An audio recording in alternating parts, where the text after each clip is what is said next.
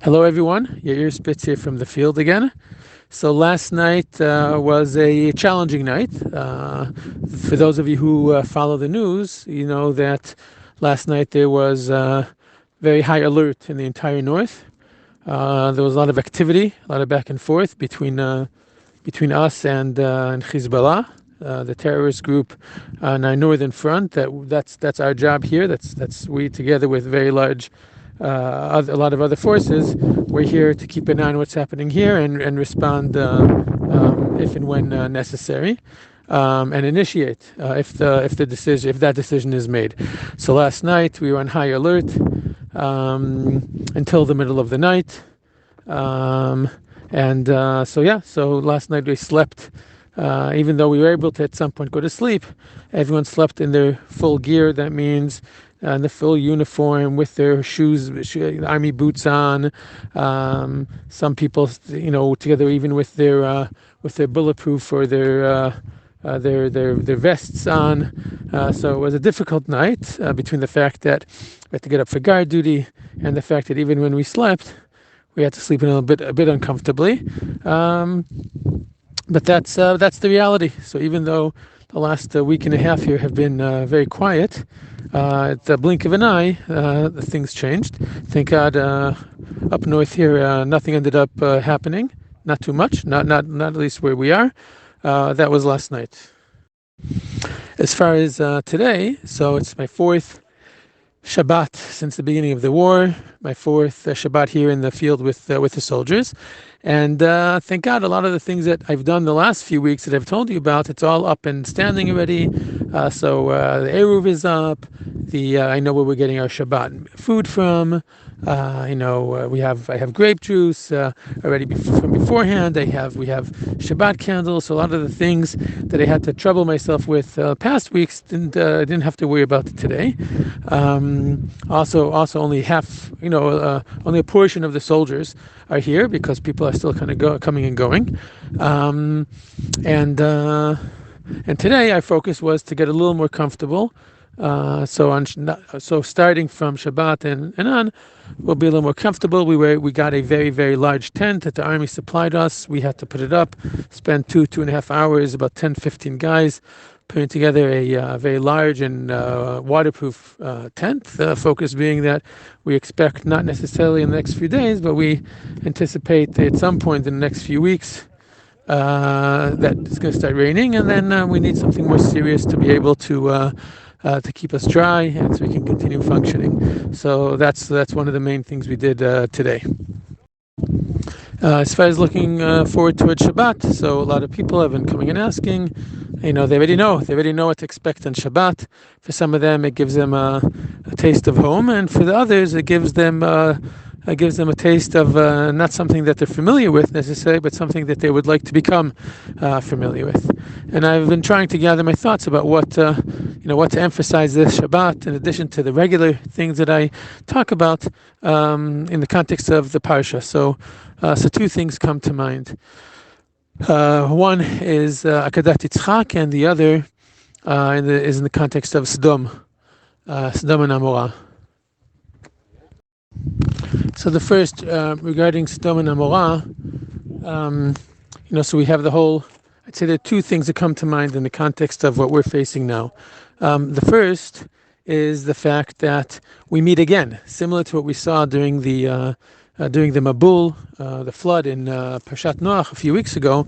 We find again the concept of there could be a city, a town, a region that has so fundamentally corrupted that the only way to deal with it is to destroy it completely.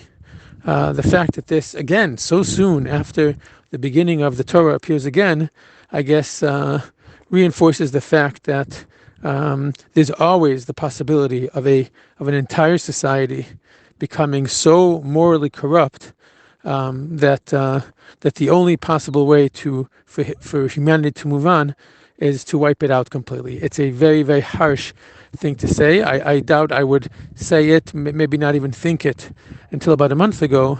But it's becoming clearer and clearer that this seems to be an element in the human society, that every once in a while such evil appears, and maybe that's why the story appears again in the Torah again and again, because it really is a difficult concept to accept. But we see again very soon after the first time there was a need to destroy a civilization, that again we meet it in the story of Sodom and Amorah. Another important part of it is the fact that famously we see Abraham basically discussing and haggling with Hashem about, is it just to destroy an entire city? And Avram says, what if there are 50 righteous people? And God says, well, if there are 50 righteous people, I won't destroy the city. And then Avram Avinu says, what about if there's 40? What about if there's 30? What about if there's 20? And each time Hashem concedes and says, well, if there's 40, if there's 30, if there's 20, if there's 10, I won't destroy. And at that point, Avram Avinu comes and says, well, if there are, then he understands that there aren't even 10 righteous people. And one of the things that occurred to me is that what about all the children? What about all the children in Sodom and Amorah? They must be, maybe they're not tzaddikim, maybe they're not righteous, but should they suffer the consequences of the choices of their parents who are wicked? And evidently, the answer is yes. And there could be a lot of different options of how to understand it. If it's one option is that they're doomed to grow up in the same way, to emulate their parents, because their entire society around them is corrupt. So so we assume that they will grow up in a similar way. There could be other explanations as well. But I think that this idea of what about the children who theoretically are we understand them to be innocent by definition, but we see that does not come into play in the discussion. And Hashem says to Avraham, and Avraham Avinu understands and ultimately accepts the harsh reality that there could be a situation where you have a civilization, an entire society that has become so morally corrupt that all those who are part of it, who are participating in it, one way or another, actively, passively, who are part of that civilization, need to be destroyed in order for humanity to move forward. I think the what I'm trying to draw from this, I think, is pretty obvious, and it's a difficult conclusion to understand, to accept that not only the professional terrorists, but also the entire society that bred them and that is subject to their education, to their indoctrination, and supports them in any way, shape, or fashion, is doomed to the same fate. And as difficult it is to say it and accept it, this week's parsha reminds us that such things have happened in the past over and over again, and we've been put in a time and place where we can carry out this difficult task. The second point has to do with Akedat Yitzchak. And that is that I thought for many years, I think like most people, that the main moral of the story of Akedat Yitzchak is to basically say that our love for Hashem and our relationship with Hashem, with God, supersedes everything else, supersedes all other relationships, to the point where Avraham Avinu was asked by Hashem to sacrifice his one and only son, and he was willing to do so, and that is what proved that Avraham Avinu, that's what passing the test was, willing to sacrifice his son. But there's a question that's troubled me for many years. If indeed that's the case, then why didn't Hashem let Avraham Avinu go ahead with it? Why didn't he let him go ahead and actually sacrifice Yitzchak? And then Hashem would do a miracle. Either he would do a miracle that Yitzchak would come back to life, as Hashem did this miracle 2 other times, 3 other times throughout Tanakh, or he would do a miracle, and just like Yitzchak was born at an old age for Avram and Sarah, then another son would be born. But that's not the case. That is not what happened. And the answer that's given, among others, by Rav Kook, he says that the main moral of the story of the Akedah is not that Avraham Avinu was willing to sacrifice his son. The main moral of the story of Akedat Yitzchak is that Hashem, at the end of the day, did not actually request him to do so. And that has to do with how we understand what the fundamental approach to our relationship with Hashem is. Meaning, we would not, if the story was, if Avram Avinu actually went through with it, if Hashem actually allowed Avram to go through with it, then it wouldn't be that dissimilar from many other religions, pagan religions. As we know, there were many pagan religions that involved sacrificing human beings, even sacrificing, their own children, like Molech, in the Inca religion, and other places around the world. The idea that a human would be willing to sacrifice, to pay a huge price, tremendous price, in order to feel a closeness with the divine, there's nothing necessarily novel about that. But the main moral is that Hashem does not expect us, ideally, to sacrifice ourselves and our children and our families and the things that are valuable in our life. Meaning, if we are called upon to do so, we should be willing to do so. But that is not an end within itself. It is a means to a greater end. And therefore, if we have the ability to not sacrifice and achieve the same goal, that is a true calling. And I think that's our attitude towards our soldiers and towards the people who have been kidnapped. Something I hope to address next week a little bit, is this balance between the fact that if there is no other option, we are willing to sacrifice, and we understand in the perspective of Jewish history, it becomes part of a much larger picture, a much larger story. But at the same time, it is something we do regrettably, not because we're scared, not because we're weak, but because we understand the value of every Jew, because we understand the value of Jewish continuity. We understand the value of every neshama, every soul in this world.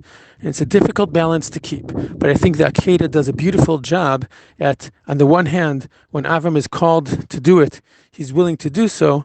But last minute, Hashem says to him, no, I don't actually want you to sacrifice, but I want you to be willing to if there's a true need.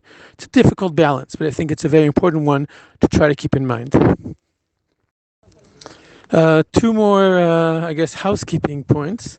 One is that I received from a third party video recording of the Shabbat meal here on the base last week.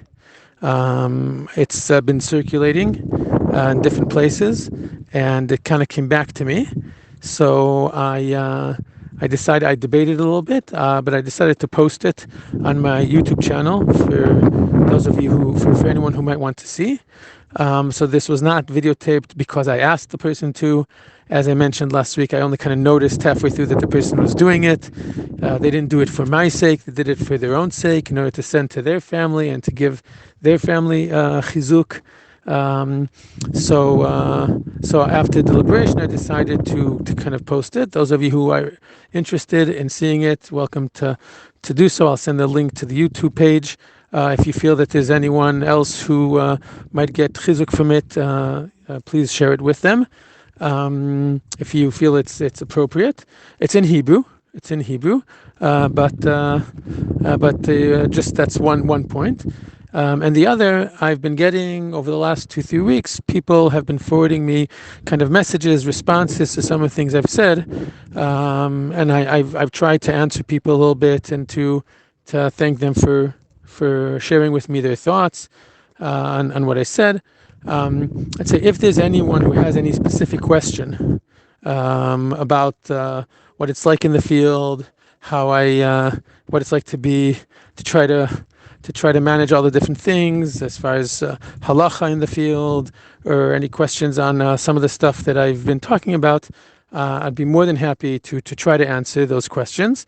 I know that some of these recordings are kind of reaching much wider audiences than I originally thought they would, and therefore, if there's anyone who's interested in asking anything, they're more welcome to do so.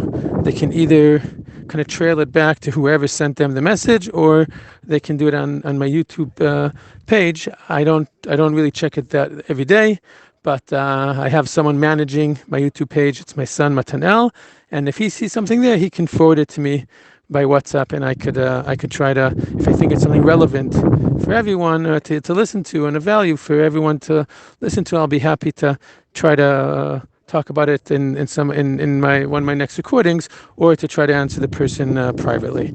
And with that, I wish you all a Shabbat Shalom, and Be'ezrat Hashem, the Shabbat should be give us all strengthen our physically, emotionally, spiritually, so we can continue this great mission that we've been tasked with in our generation, to protect Am Yisrael, and to be a beacon of light and of strength, of gvura in our time, first and foremost for ourselves and for the entire world. Shabbat Shalom.